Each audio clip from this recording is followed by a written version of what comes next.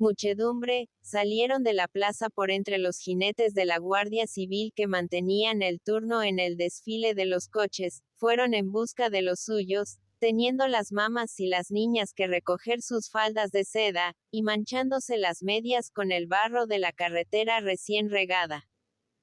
Por fin vieron a Nelet, que guardaba el cochecito del señor Cuadros. Vestía de blusa, pues la carretela de las señoras era de alquiler y tenía cochero propio. Iba a subir el señor Cuadros en su pescante y empuñar las riendas, cuando el cazurro muchacho se rascó la cabeza y pareció recordar algo.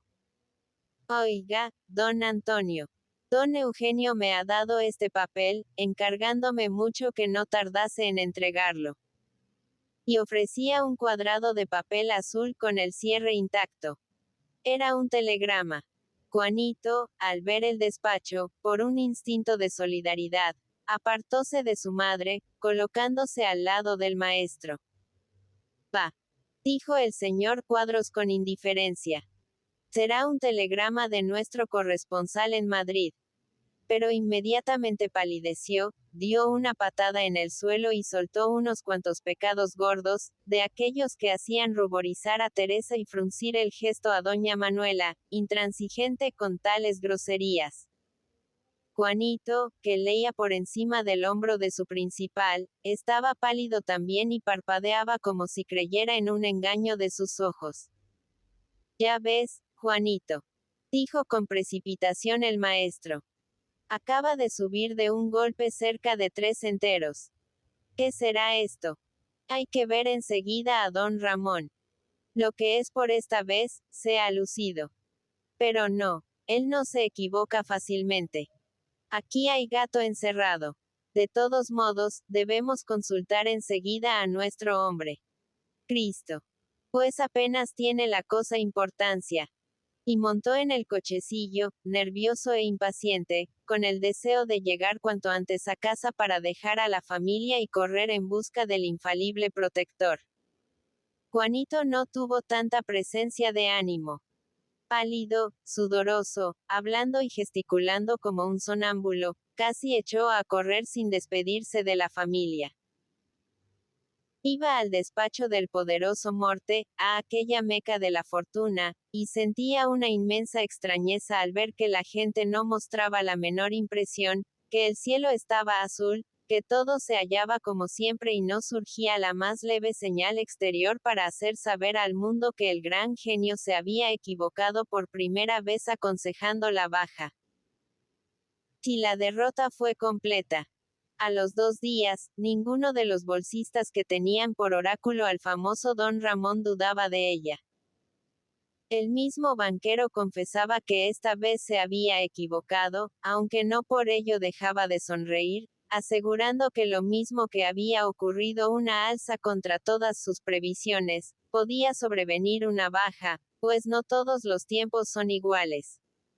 Y aquellos hombres de fe inquebrantable acogían como risueña esperanza las ambiguas palabras del banquero, prestándoles esto cierta energía para sobrellevar el golpe. A todos los admiradores de don Ramón les había alcanzado la derrota. Pero quien más sufría era el señor Cuadros, que de un golpe veía desaparecer todas las ganancias de su vida de bolsista. Pero él no desmayaba, no señor. ¿Qué gran general no sufre una derrota? Él era soldado fiel de don Ramón y le seguía a ciegas, convencido de que con un hombre así, de tropezón en tropezón, más tarde o más temprano se llegaba a la victoria. Con el error del banquero, quedaba lo mismo que antes de entrar en la bolsa. Dueño de la tienda y de unas cuantas fincas sin importancia. Pero esto mismo le animaba y le hacía ser más tenaz en sus propósitos. Al fin, ¿qué había perdido? Igual estaba ahora que antes de entrar en el negocio.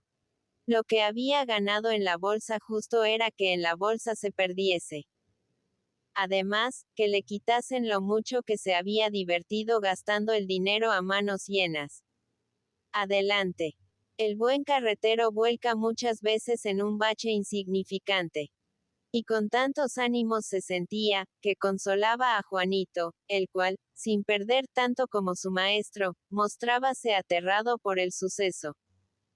Vaya, muchacho, debes tener más alma o retirarte del negocio, ¿crees tú que se pescan millones sin correr peligro? Aquí me tienes a mí, que me he quedado lo mismo que hace un año. Convertido en un tenderillo de escasa fortuna. Otro se consideraría perdido.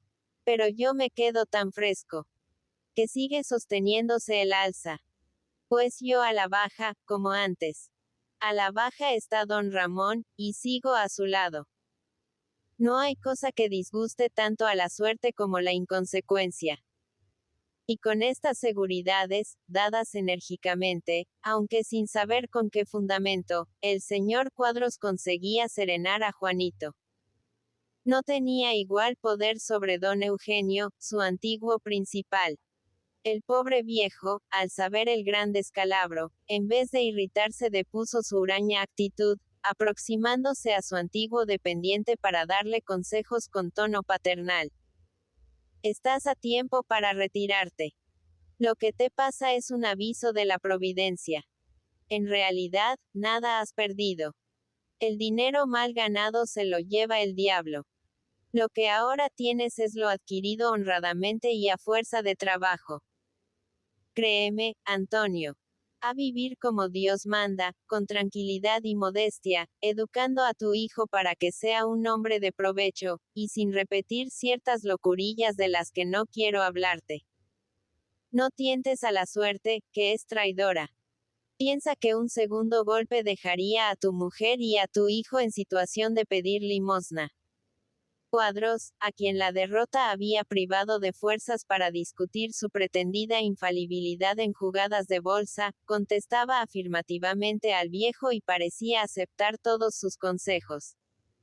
Mas no por esto se hallaba menos decidido a seguir a su grande hombre, sosteniéndose a la baja, como medio seguro de conquistar los soñados millones.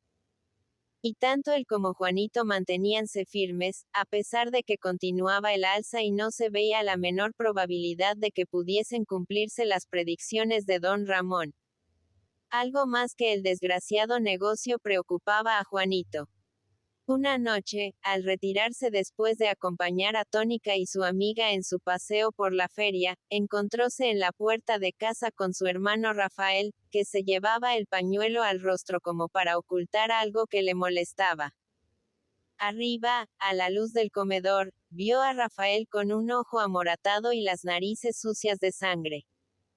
El joven elegante, admiración y orgullo de la mamá, olía a vino, y con palabrotas de las más soeces explicaba lo que acababa de ocurrirle. Nada. Una cosa de poca importancia. Se había peleado con un amigo, dándose de bofetadas y palos en medio del puente del Real cuando iban a la feria a última hora. No quiso decir más, aceptando con gruñidos de borracho los cuidados paternales de Juanito, que hizo todo cuanto supo para curarle las contusiones. El pobre muchacho, al ver a su hermano cruelmente aporreado, sintió renacer el cariño de otros tiempos, cuando ejercía de niñera, sacrificándose en el cuidado de sus hermanitos. Al día siguiente hizo averiguaciones para conocer con exactitud lo ocurrido. Y los calaverillas de la bolsa, que sabían lo de la riña, le enteraron con una exactitud cruel.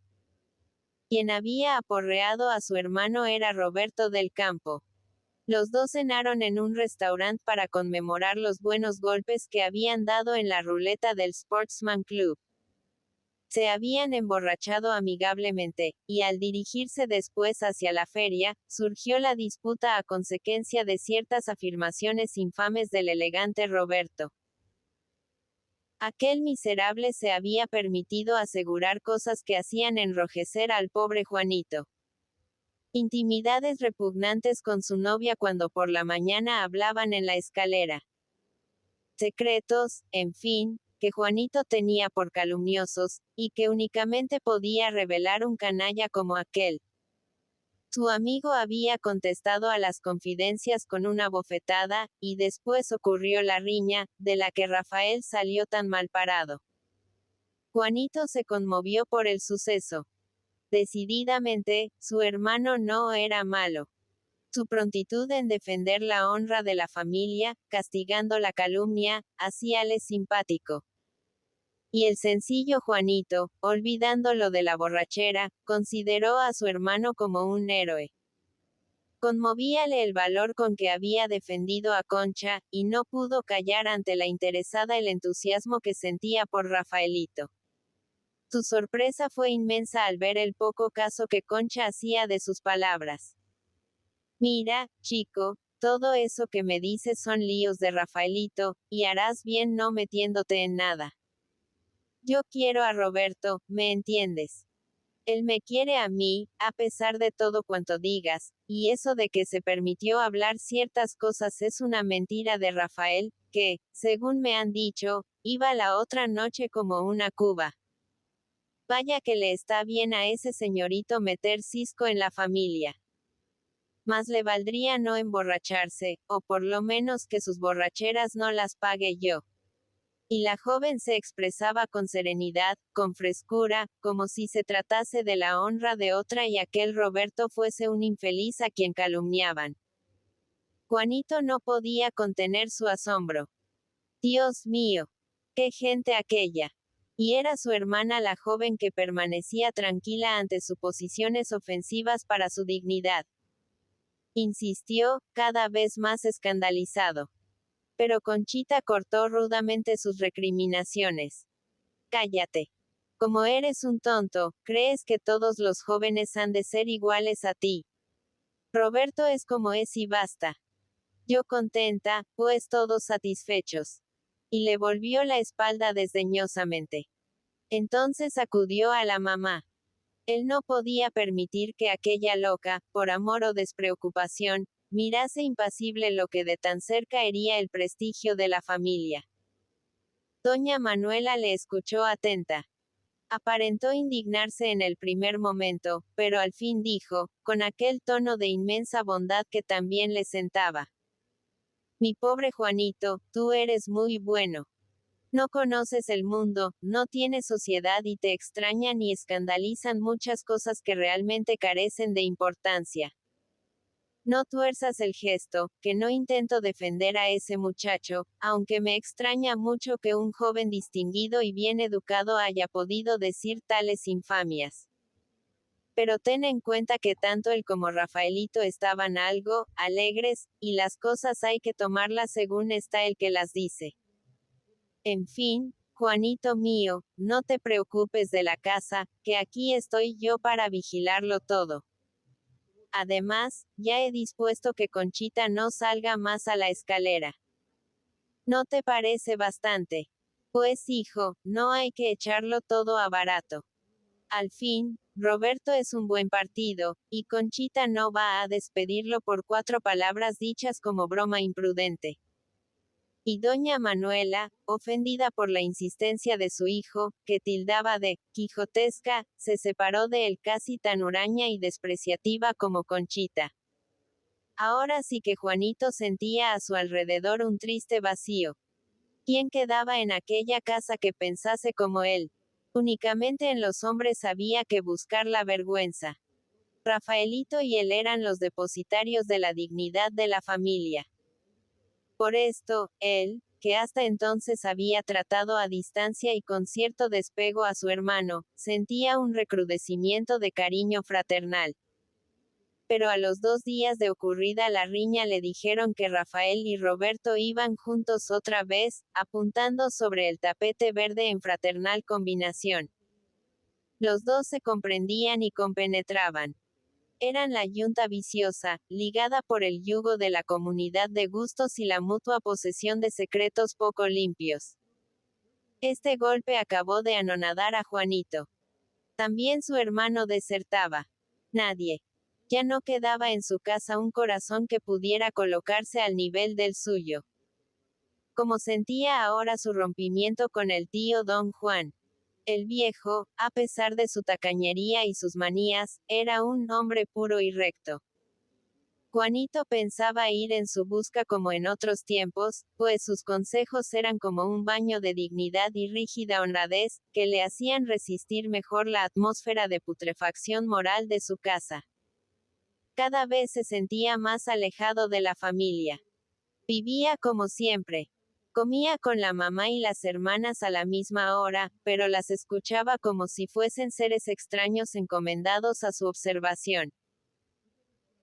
Sonreía interiormente al apreciar sus preocupaciones, indignábase sin romper su silencio, y apenas terminaba el motivo de esta reunión de familia, escapaba para ir en busca de Tónica y de la pobre ciega, sintiendo el anhelo de purificarse, cual si las palabras de los suyos estuviesen agarradas a su piel como asquerosas manchas. El pobre muchacho se sentía sin fuerzas para seguir viviendo con la familia. Un obstáculo invisible se levantaba entre él y los suyos. Decía bien su tío don Juan. Él era de otra raza. Formaba aparte en el seno de la familia. Todos estaban ligados por la vida común. Pero los otros eran la burguesía pretenciosa, corrompida prematuramente por la ambición de brillar, por el ansia de mentir, encaramándose penosamente a una altura usurpada. Y él era un intruso, el resultado de un encuentro de la fuerza, cándida y sumisa, con la corrupción moral, hermosa y deslumbrante. No. Él no tenía madre. Los otros, los de Pajares, eran los legítimos vástagos de doña Manuela, su fiel retrato en lo moral. Él solo era el hijo de Melchor Peña, con toda la inocencia, la hombría de bien, la ruda dignidad del montañés de Aragón. Y Melchor Peña había muerto. Estaba solo en el mundo. No tenía madre. Pero a pesar de su tristeza, Juanito seguía adorando a aquel ídolo, ante el cual volvía la cabeza para no ver los defectos, recordando solo lo que le parecía bueno. Doña Manuela podía parecerle en ciertos momentos falta de dignidad. Pero él echaba la culpa de todo a la maldita ambición, que la sumía en los enredos y trampas, donde dejaba a jirones poco a poco, por sostener el boato de familia, aquella altivez que también le sentaba. Además, y esto era lo principal para Juanito.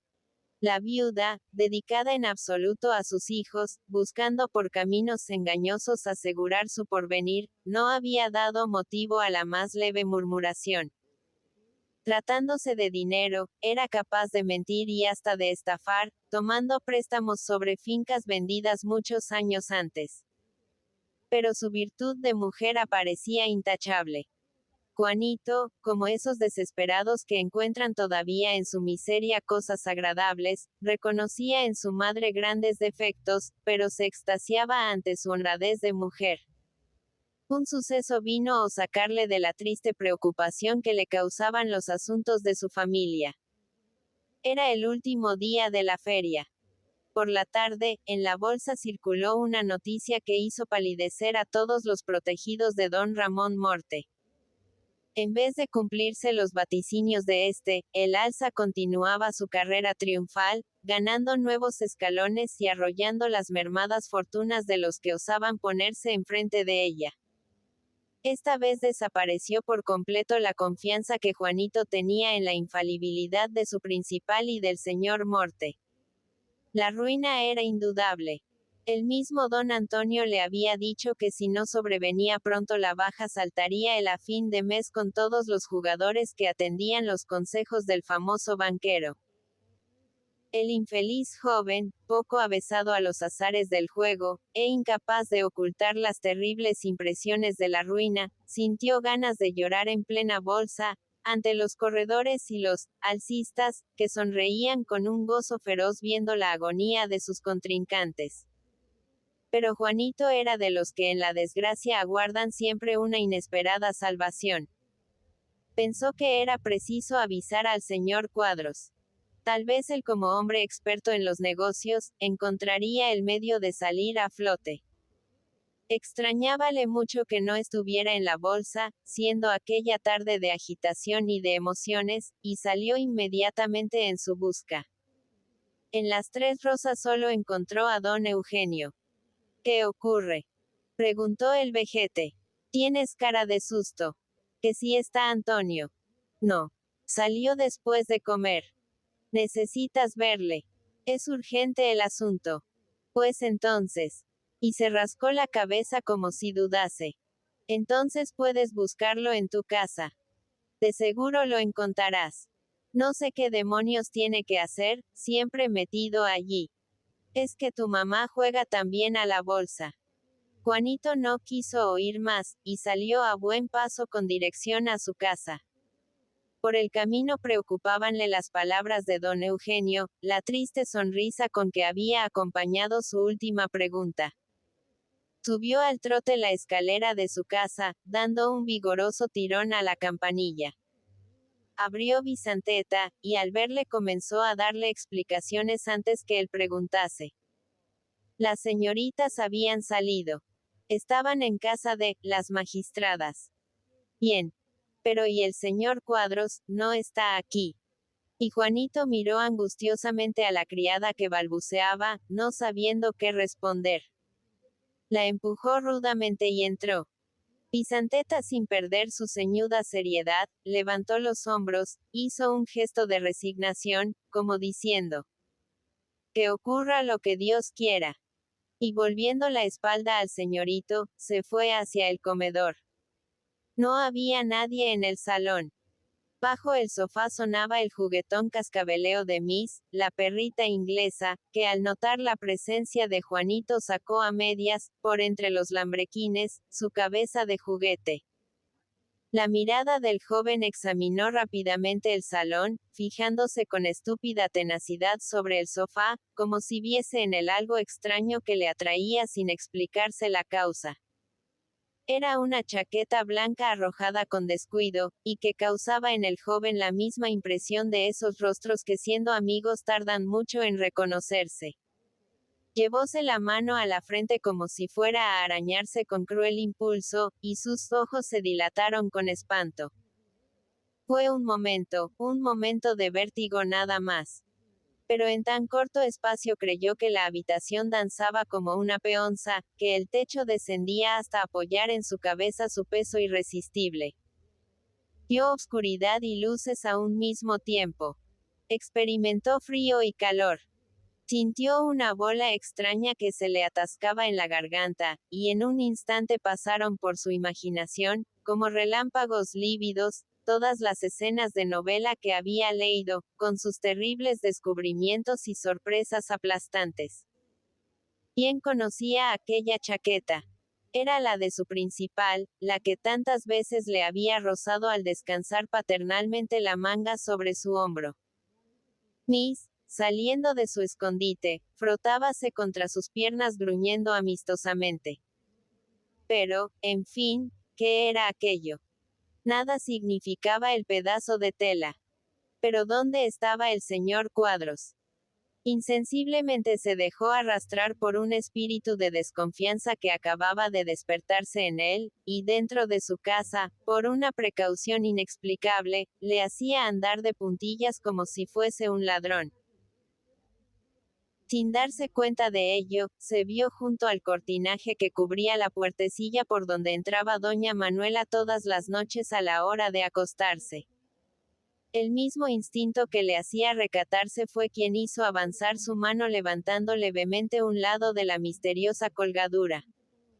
Miró, y sin embargo no sufrió la impresión de momentos antes. Todo era verdad. Ahora comprendía las palabras de don Eugenio, su sonrisa triste, la mirada de conmiseración con que había acompañado su rápida salida de la tienda. Y abrumado por la sorpresa, permaneció erguido, con los ojos desmesuradamente abiertos, apoyando su espalda en la pared, como si temiera desplomarse. Debió lanzar un suspiro. Tal vez chocó con demasiada rudeza contra la pared. ¿Quién anda ahí? Y tras larga pausa, contestó a esta voz femenil otra de hombre en tono más bajo, pero que rasgó los oídos de Juanito. Será Miss, que juega. No supo cómo salió de allí. Lo único que pudo recordar fue que el instinto de precaución le dominaba aún, y que al bajar la escalera lo hizo de puntillas, evitando roces, como si fuera un delincuente y temiera ser descubierto. Cuando se vio en la calle sintió un calor insufrible. Ya sabía quién le apretaba con tanta crueldad la garganta. Era la vergüenza, que hacía arder en su interior un fuego de infierno, que enrojecía su rostro y aceleraba la circulación de su sangre. Creyó que todos le miraban, que los transeúntes ladeaban el cuerpo para evitar su roce, y anduvo apresuradamente, como si sintiera tras sus pasos el espectro de su vergüenza que le perseguía. Aire, espacio, libertad. Se ahogaba en las calles tortuosas, con sus paredes que parecían aproximarse para cerrarle la marcha. Necesitaba horizontes inmensos, para no creerse aplastado, para poder ensanchar sus pulmones y arrojar la cruel madeja de suspiros que se apelotonaba en su garganta. Una sensación fresca le despertó de aquella pesadilla, que le hacía caminar como un sonámbulo aterrado.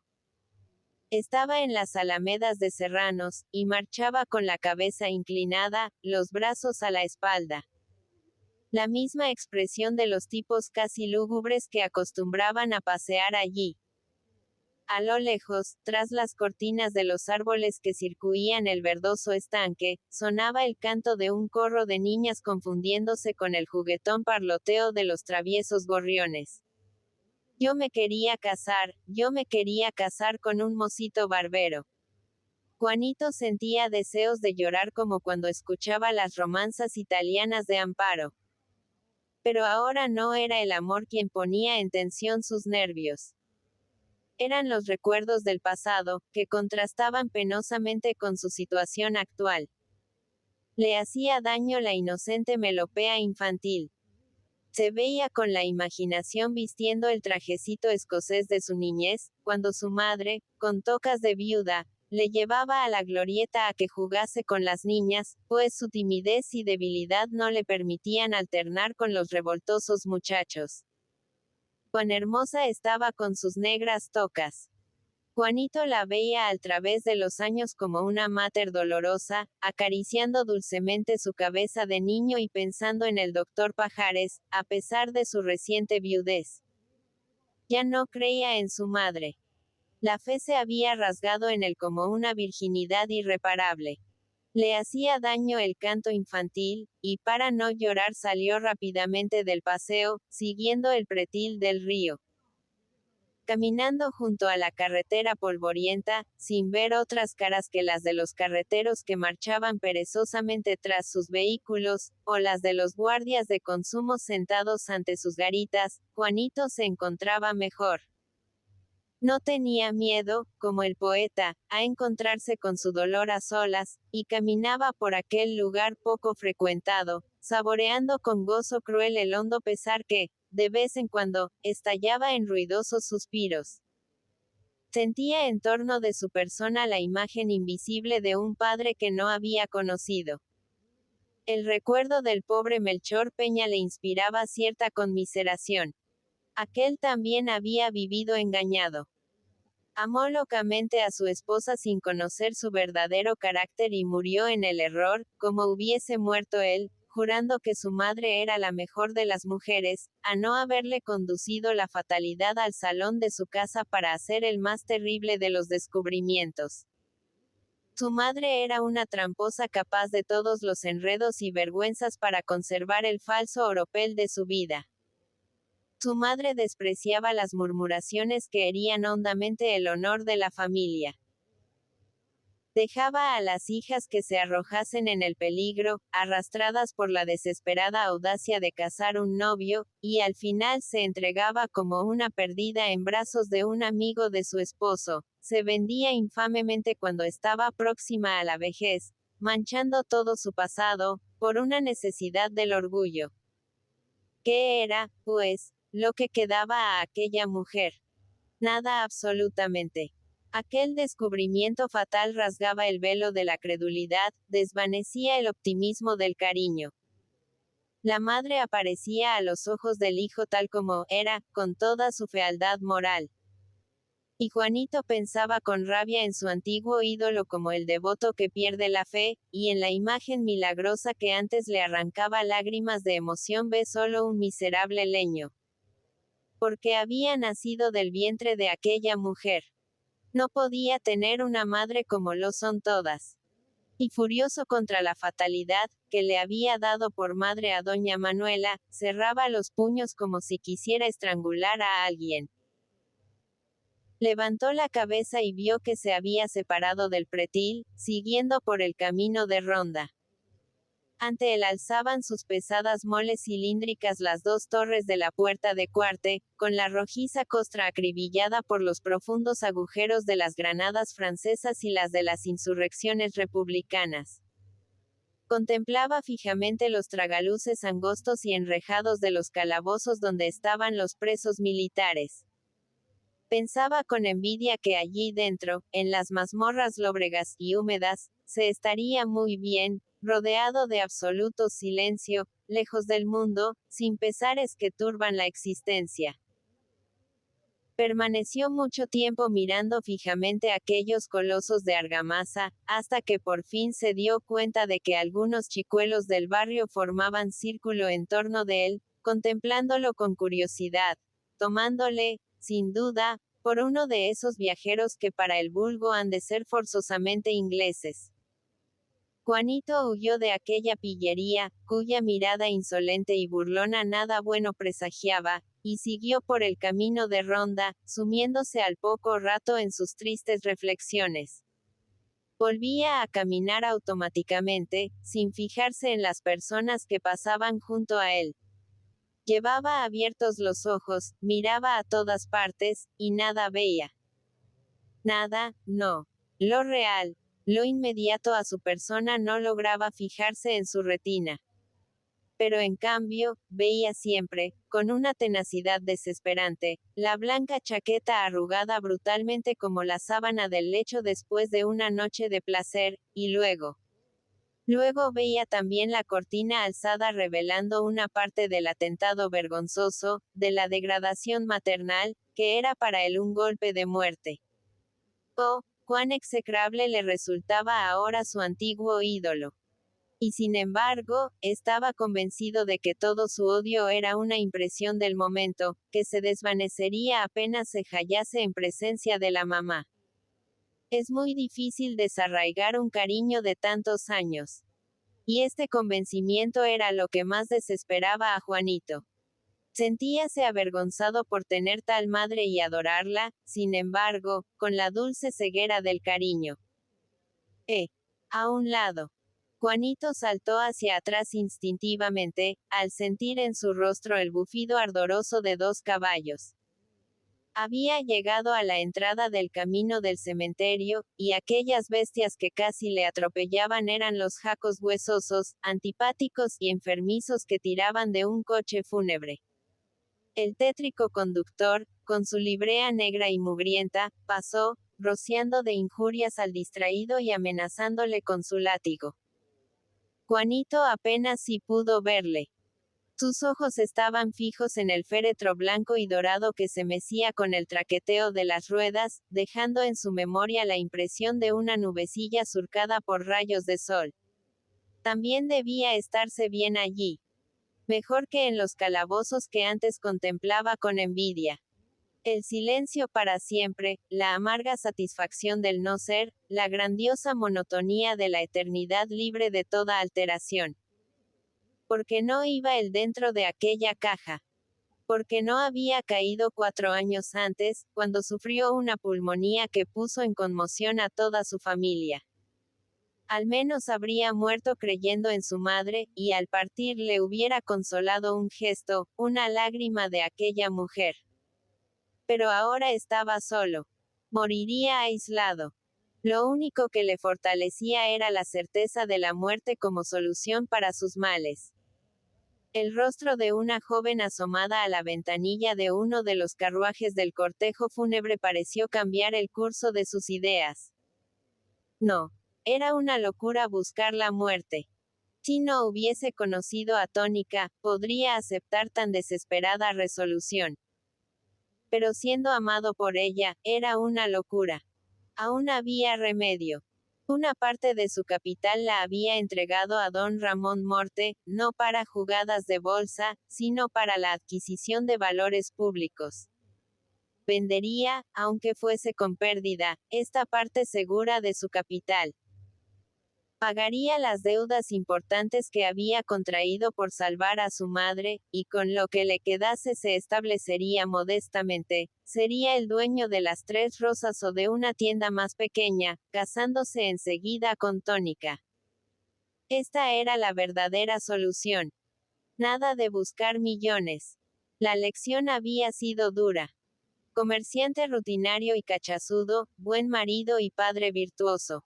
Esta era la felicidad, lo que él ambicionaba para el porvenir. Y cuando con más entusiasmo forjábase la ilusión de la tranquilidad patriarcal, un silbido estridente rasgó los aires, como si Mefistófeles, desde las nubes, contestase con su carcajada chillona a los hermosos planes de virtud doméstica. Juanito, sin dejar de andar, despertó del extraño sonambulismo que le hacía correr en torno de la ciudad, agitado a cada instante por los más diversos pensamientos. Frente a él perfilábase sobre el cielo de pálido azul la plaza de toros, con su contorno de circo romano. Entre ella y el joven estaba el paso a nivel de la vía férrea, donde comenzaba a palpitar, lanzando mugidos, una bestia de hierro. Juanito vióse detenido por la cadena que acababa de tender el guardavía. Este obstáculo pareció irritarle. Sintió otra vez dentro de sí aquel compañero misterioso que le había guiado en el salón de su casa al hacer los terribles descubrimientos. Algo le decía ahora con acento imperioso. Le empujaba, y él obedecía automáticamente. Olvidaba las ilusiones de futura felicidad que se había forjado momentos antes, y el ataúd coquetón, aquel féretro de raso blanco y bordados de oro, parecía brillar ante él, como un astro que le iluminase con su camino. Abríase su tapa, mostrando el interior mullido y acolchado como el de una caja de dulces. Unos cuantos pasos más, y se quedaba dentro para siempre. De pronto, Juanito se sintió cogido por los brazos, zarandeado y empujado hacia atrás con tal fuerza, que estuvo próximo a caer. ¿Pero a dónde va usted? ¿Está usted loco? El que le hablaba era el guardavía, un mocetón de blusa azul con iniciales rojas. Entonces se dio cuenta de que estaba a pocos pasos de un tren que, conmoviendo el suelo, dando mugidos, por la chimenea y rugiendo por las válvulas de escape, salía de la estación, abofeteando a los más próximos con el viento de su rápido paso. Juanito lo comprendió todo. Había pasado por debajo de la cadena, y el empleado acababa de detenerle casi en la misma cabeza del tren que avanzaba. El guardavía mirábale con ojos interrogantes, en los que era visible la sospecha de un intento de suicidio. Los curiosos agolpados a ambos lados de la vía daban a entender lo mismo con sus palabras. Juanito, avergonzado, siguió a buen paso el mismo camino de antes, como si después de lo ocurrido le fuera imposible continuar adelante dando la vuelta completa a la ciudad. Pasó por el lugar donde había encontrado el fúnebre cortejo, y no pensó ya en aquel ataúd blanco que le obsesionaba con la más amarga de las seducciones. Tampoco levantó la desalentada cabeza para contemplar las torres de Cuarte, cuyos rojizos muros adquirían en su parte alta un tinte de incendio reflejando la puesta del sol. La frescura que sintió siguiendo el pretil del río pareció reanimarle. Comenzaba el crepúsculo. En el cauce del río, las charcas y riachuelos, reflejando en su fondo el rojo horizonte, brillaban como si fuesen de encendida lava.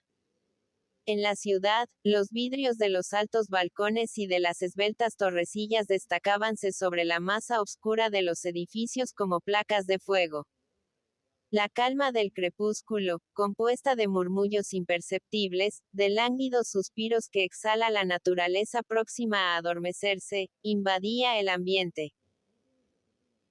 Desde el pretil veíanse rebaños de obscuras ovejas, que al compás perezoso de las esquilas iban en busca del corral, mientras que por la parte de arriba, por la carretera polvorienta, marchaban también en retirada los rebaños del trabajo, gentes de espalda encorvada y blusa vieja, con la cara sudorosa y el saco de herramientas a la espalda. La melancolía del crepúsculo se apoderaba de Juanito. Cuando entró otra vez en las alamedas de Serranos, sus piernas flaqueaban, y sintió la necesidad de dejarse caer en uno de los bancos. En aquel paseo silencioso, casi desierto, que lentamente se oscurecía, podía forjarse la ilusión de que estaba en un jardín de su propiedad, donde nadie vendría a turbar la pereza dolorosa, el anonadamiento triste en que iba sumiéndose. En las charcas del río, las ranas comenzaban a templar sus instrumentos de 2 notas para la interminable sinfonía de la noche. En la inmediata carretera sonaba el chirrido de los carros. La humedad del sombrío arbolado empapaba las ropas de Juanito, adormeciéndole.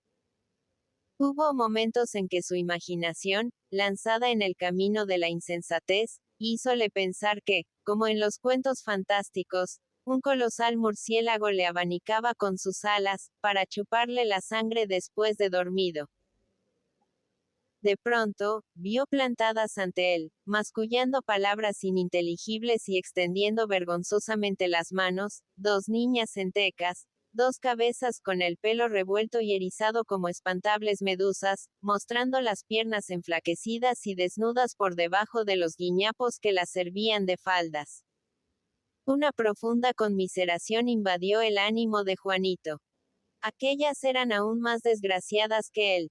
Tal vez no habían conocido a sus madres, y esto era 1000 veces peor que tener una aunque fuese como la suya. Olvidó repentinamente todas las precauciones de su carácter económico, y dejó el puñado de pesetas que llevaba en el chaleco en aquellas manecitas, que, asombradas y faltas de costumbre, no sabían cómo oprimir la lluvia de plata. Las pesetas caían al suelo, y Juanito no se arrepentía de su generosidad.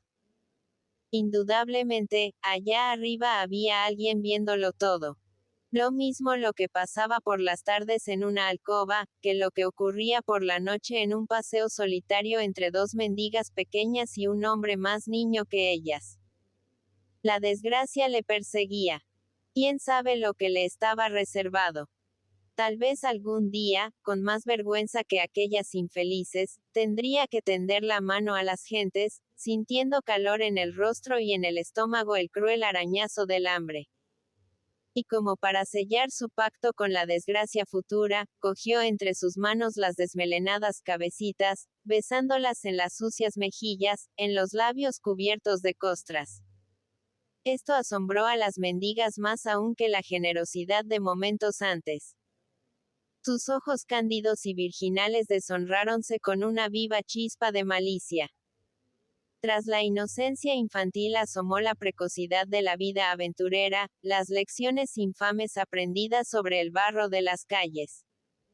Y las 2, apretando convulsivamente sus puñados de pesetas, huyeron como si las amenazase un terrible peligro. Después pasó una mujer pequeña y enflaquecida, una pobre obrera de las que habitan en la otra orilla del río. Cansada del trabajo, sostenía en un brazo la pesada cesta y un chicuelo mofletudo que se agitaba con nerviosa alegría, mientras tiraba con la otra mano de un galopín de 5 años que se obstinaba en no andar por habérsele desatado el zapato. La mujercita saludó con una dulce sonrisa a Juan, y dejando sobre su mismo banco el pequeño y la cesta, encorvóse penosamente para atar el zapato de su hijo mayor. Después de acariciarle su enorme cabeza, volvió a recuperar lo que había dejado sobre el banco y prosiguió su marcha, siempre abrumada por la fatiga, poseída por triste desaliento, pero satisfecha y sonriente al mirar a sus 2 pequeñuelos, cruz abrumadora que arrastraba en el calvario de la miseria. Juanito creyó despertar ante aquella aparición. Era una verdadera madre la mujercita de la dulce sonrisa. En aquel grupo de conmovedora miseria había algo que él no había conocido jamás, y los dos pobres chicuelos, martirizados por el hambre, destinados a vivir como parias de la sociedad, gozaban lo que él, criado entre lujo y ostentación, no había tenido nunca. Sentía deseos de pedir a Dios que hiciese un milagro, que le convirtiese en uno de aquellos niños, destinados a ser bestias de carga para el bienestar de sus semejantes, pero que al menos tenían una madre que los amaba sin distinguirlos y no se vendía a pesar de su miseria. Sintió de pronto en sus manos la caída de algo caliente que resbalaba sobre su epidermis. Lloraba. Al alejarse el tierno grupo, las lágrimas habían asomado a sus ojos, y no hacía ningún esfuerzo por contenerlas, sintiendo al llorar una sensación voluptuosa, como si sus pulmones, con extraordinaria dilatación, hubiesen expelido aquel nudo que le oprimía la garganta. Así pasó mucho tiempo. Con el sombrero caído a sus pies y la cabeza apoyada en una mano, dejando que las lágrimas resbalasen a lo largo de su antebrazo. Los últimos transeúntes que pasaron fueron unas buenas mozas con la cesta al brazo, moviendo al andar bizarramente sus fuertes caderas. Debían ser cigarreras que volvían de la fábrica. Miraron entre compasivas y burlonas al señorito que lloraba, y se alejaron haciendo comentarios a toda voz. Un hombre llorando. Indudablemente le había engañado la novia o había muerto su madre. A Juanito no le hicieron daño los burlones comentarios de aquellas muchachas. Habían acertado. Su madre había muerto aquella tarde, y por esto lloraba. Tras el desahogo del llanto, quedó fatigado, con los miembros entumecidos, como si acabase de hacer una larga marcha. No supo si había dormido o si el tiempo pasó con extraordinaria rapidez. Lo cierto fue que al apartar las ardientes manos mojadas en lágrimas y erguir su cabeza, vio que era de noche. Por entre el ramaje de los árboles veíase el cielo azul oscuro de las noches de verano, moteado por el luminoso polvo sideral. Como un sordo rugido semejante al hervor de lejana caldera, llegaban los rumores de la ciudad al paseo oscuro y silencioso. Cantaban las ranas con una monotonía desesperante. Reflejábanse las temblorosas estrellas en el fondo de las charcas. En el inmediato estanque conmovíanse con estremecimientos voluptuosos las plantas verdosas que extendían sus palmitos a flor de agua, y a lo lejos, como un eco, sonaban los ladridos de los perros del arrabal. Aquel silencio matizado por los ruidos propios de la noche hacía imaginarse a Juanito que se hallaba en un tranquilo pueblo, lejos de una vida en la que solo había encontrado hondos pesares. Su mirada vagaba errante por entre los puntos de luz, que le parecían impenetrables jeroglíficos trazados en el cielo. ¿Cómo serían aquellos mundos? Y pensando en esto, recordaba confusamente la poca geografía aprendida en la escuela, las innumerables consejas que había oído relatar sobre la influencia de los astros sobre los hombres. Creía en lo maravilloso, en la influencia astrológica, sintiendo que la calma augusta de la inmensidad se filtraba en su ánimo. Como si le atrajesen aquellos mundos desconocidos, creía elevarse en el espacio, dejando muy lejos, bajo sus pies, la tierra, llena de miserias. Su corazón parecía ensancharse, crecer, convertirse en un músculo gigantesco que ocupaba todo su pecho y lo hacía estallar como un saco angosto. Ya no odiaba a nadie. Todos los seres de la tierra le parecían pequeños. Y sintiendo la tierna conmiseración de las almas grandes, sonreía dulce pero compasivamente al pensar en su madre, en sus hermanas y hasta en la misma tónica. Nada le impresionaba ya, todo le era indiferente. Amistad, familia y amor. Él no era de este mundo. Su verdadera patria estaba arriba. Y miraba a los astros con ojos interrogantes, como inquilino que escoge la mejor habitación para trasladarse a ella. Pero las impurezas de la realidad le despertaron otra vez de su sonambulismo.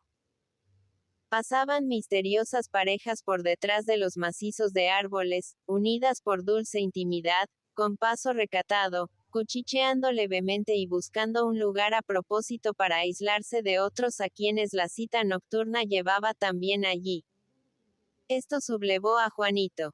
Tenía por suyo el paseo, la calma de la noche, el puro silencio que le envolvía. La impúdica invasión de libertinos callejeros y mercenarias ambulantes causábale el efecto de un atentado contra su propiedad. Un sentimiento de asco le hizo ponerse en pie. Y recogiendo su sombrero, salió de la oscura alameda. Las campanas de los relojes atrajeron su atención, haciendo que mirase el suyo a la luz de un farol. Eran las 10:30. Le sorprendió la rapidez con que había transcurrido el tiempo y continuó su camino, dispuesto a vagar sin rumbo fijo. Pero los grupos de gente que siguiendo el pretil marchaban en la misma dirección le arrastraron, haciendo que insensiblemente se encaminara a la feria de la Alameda. Al llegar al puente del Real pasó por entre los tranvías y carruajes, que, parados en la oscuridad, parecían mirar al gentío con los encarnados y redondos ojos de sus faroles. El magnífico panorama reanimó a Juanito. Al otro lado del río, millares de luces de colores, en serpenteantes líneas o marcando el contorno de los pabellones arquitectónicos, desvanecían la oscuridad, produciendo un rojizo vaho que se extendía por el cielo como el reflejo del lejano incendio. Las charcas del río se poblaban de inquietos peces de fuego. Atravesó el puente sufriendo los codazos de la multitud. Aquella noche era la última de feria. Destacábanse los grupos de soldados, con los rosas enfundados de blanco. Los huertanos iban en cuadrilla, cogidos de las manos por temor de extraviarse. Y pasaban las labradoras con su traje de fiesta, arrastrando tras sí un racimo de chiquillos llorones y cansados, precedidas por los maridos en mangas de camisa, chaleco negro y el garrote de liria en la mano, mirando a todos con fijeza, como si temiesen que los señoritos se burlasen de la familia. Los farolillos venecianos formaban gigantescos pabellones de una claridad difusa. En la entrada de la Alameda apelotonábase el gentío, y por entre la masa de espaldas arqueadas y codos en punta pasaban las floristas con su cesto de mimbres erizado de ramilletes y las chicuelas desgreñadas, con el cántaro en la cadera y el turbio vaso en la mano, pregonando: «Al aigua fresqueta». Juanito viose detenido por la masa apiñada ante el tablado de los bailes populares. Sonaba el agudo cornetín repitiendo monótonamente la contradanza moruna o acompañando las voces de los cantadores, y a su compás saltaban sobre el tablado las parejas de bailarines, que de lejos parecían polichinelas. En aquel lugar bifurcábase la corriente del gentío. La gente alegre y ruidosa, los labradores, la chavalería de gorrilla y tufos o de falda almidonada y pañuelo de seda, seguía por el pretil del río mirando la larga fila de casetas, en las que se aburrían los feriantes esperando al comprador que nunca llegaba. Por el lado opuesto, por la avenida central, donde estaban establecidos los pabellones de baile, marchaba la gente, distinguida, con parsimonia, como en una procesión, mirando con el rabillo del ojo a los que estaban en las compactas filas de sillas, o deteniéndose un instante para contemplar las parejas que danzaban en los pabellones. Juanito, confundido entre este público e insensible a las cosas de este mundo, lo encontraba todo feo y ridículo con su pesimismo feroz. Aquellos pabellones, que vistos con un poco de buena voluntad a la luz artificial recordaban los palacios deslumbrantes de las leyendas, parecíanle ridículas barracas. Y luego, qué asco le producían los imbéciles que en aquellos salones al aire libre bailaban como monigotes, sin advertir que el gentío se divertía con sus saltos. En uno de aquellos pabellones estaría su hermano Rafael. Y el muy imbécil tal vez se divertiría, tal vez estarían con él las hermanitas, y todos juntos mirarían con desprecio a la gente que se pasea por bajo, sin pensar que de allí podría salir un acusador anónimo que les gritara: todo ese lujo, esa altivez que ostentáis, son debidos a la trampa, a la desvergüenza, a que vuestra madre es una. No. Decididamente, él no podía seguir paseando por aquella parte de la feria. Volvían a reaparecer las tristes ideas de la tarde. Pensaba otra vez en su madre. Además, de seguir por cerca de los pabellones, estaba expuesto a encontrarse con su familia, con el señor Cuadros, con cualquiera otro que le hiciera acordarse de lo que él tenía empeño en olvidar. Huyó de aquellos sitios, dirigiéndose al final de la feria, donde estaban los restaurants al aire libre, las buñolerías apestando el ambiente con el aceite frito de sus fogones, y las rifas, cuyos dueños atraían con furiosos gritos a la gente, prometiendo una fortuna. Más allá estaban los vendedores de sandías, voceando tras sus montones de verdes bombas. Las mesas de comida barata, donde cenaban chorizos crudos y morcillas secas los soldados y los labradores. Y al final, los barracones de espectáculos. El teatro mágico, la mujer gorda, los perros sabios, con órganos a la puerta que hacían sonar una música extravagante, propia de una fiesta de caníbales. Juanito, con los nervios excitados, acabó por huir, refugiándose en los jardinillos a la inglesa que la gente llama, el plantío. Volvió a encontrarse como en las alamedas de Serranos, en una soledad relativa, mirando desde su banco la agitación de la feria y contemplando el cielo a través de las copas de los árboles, cuyas hojas, bañadas por el reflejo de la luz artificial, cambiaban su tono verde por un plateado mate. Allí, por un extraño capricho de su imaginación, pensó en los negocios. Recordaba las noticias que le habían dado aquella tarde en la bolsa. La ruina era indudable. ¿Quién les había dejado el célebre banquero con su pretendida infalibilidad? Su principal, el señor Cuadros, podía tenerse por hombre al agua. En cuanto a él, daba por perdida una gran parte de su fortuna, y únicamente confiaba en los valores del Estado que por encargo suyo había adquirido el señor Morte. Eran unos 3.000 duros, y con esta cantidad pensaba encontrar la salvación. El optimismo tornaba a apoderarse de su ánimo, como una reacción necesaria tras tantas horas de insufrible dolor. Aún tenía salvación. Se alejaría de aquella familia que solo era en apariencia suya, pero a la cual no le ligaba lazo alguno. Se casaría con Tónica, buscaría una tienda modesta y emprendería otra vez la conquista azarosa y difícil del dinero, teniendo por maestro a don Eugenio y siguiendo los procedimientos lentos y rutinarios del comercio a la antigua. No sería millonario, no soñaría con palacios en el ensanche y brillantes trenes de lujo. Pero al llegar a la vejez se pasearía por una tienda acreditada, con zapatillas bordadas, gorro de terciopelo y la prosopopeya de un honrado patriarca, viendo a los hijos talludos tras el mostrador, como activos dependientes, y a Tónica, hermosa a pesar de los años, con el pelo blanco y los ojos de dulce mirada animándole el arrugado rostro. Y el pobre muchacho conmovíase ante este cuadro de futura felicidad. Y así como antes el dolor le hacía llorar, ahora suspiraba con angustia a causa de la alegría.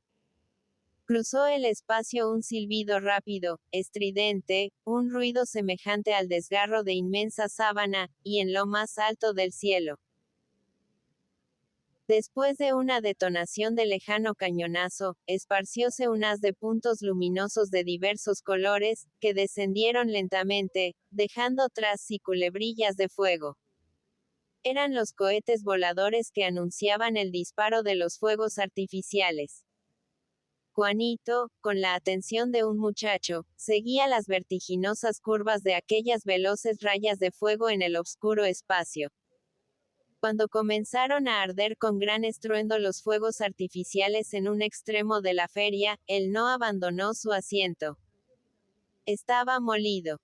Sus piernas entumecidas negábanse a obedecerle, y la debilidad y el cansancio le producían, en ciertos momentos, algo así como asomos de vértigo. Toda la feria adquiría un aspecto fantástico alumbrada por las bengalas, que tan pronto la coloreaban de alegre rosa como daban a las personas un tinte lívido. Un rugido de entusiasmo saludó el principio de la traca, diversión favorita de un pueblo que ha heredado de los moros la afición a correr la pólvora. Pendiente de los árboles daba la vuelta al largo paseo aquella envoltura de papel rellena de pólvora, colgando a trechos los blancos cucuruchos que contenían los truenos. Durante media hora repitió el eco aquel estruendo de batalla. Las mujeres, puestas de pie sobre las sillas, miraban con nerviosa curiosidad la nube de humo erizada de relámpagos que se acercaba, dejando tras sí un ambiente cargado de azufre y voladoras pavesas. Y cuando el estruendo llegaba frente a ellas, cubríanse los rostros con los abanicos, hundían la cabeza en el pecho, o sin dejar de reír, llevábanse las manos a los oídos, como si no pudieran resistir el trueno continuo, cuya intensidad subía o bajaba, llegando en algunos instantes, con la violencia de la explosión, a hacer el vacío, dejando sin aire los pulmones. La fiebre levantina enloquecía a los nietos de los rifeños, y eran muchos los que, con la blusa chamuscada, sacudiéndose la lluvia de pavesas, corrían siguiendo la marcha del fuego, deteniéndose para silbar al pirotécnico cuando la traca se cortaba, apagándose por algunos segundos. Con la violencia de las explosiones saltaban hechos añicos los globos de vidrio del alumbrado de gas. El azufre colábase por todas las gargantas, llevando al fondo de los estómagos su sabor insufrible. Pero todo entraba en la diversión, y al final, cuando estallaba el trueno gordo, haciendo temblar el suelo de la feria, la gente menuda prorrumpía en estruendosa aclamación, despertando de la pesadilla belicosa que la había enardecido durante media hora. Al terminar la traca, Juanito salió de la feria. Tenía prisa en llegar a casa antes que su familia. Reconocíase sin fuerzas para resistir la presencia de su madre. Carecía de costumbre en el fingimiento, y la expresión de su rostro le haría traición. Además, sentíase muy débil. Como los seres nerviosos que después de un esfuerzo extraordinario caen en desaliento mortal, él, tras la tarde de agitación y la noche pasada en los bancos del paseo, sufriendo el húmedo relente, sentíase enfermo. Su estómago le atormentaba, recobrando sus funciones después de la crisis nerviosa.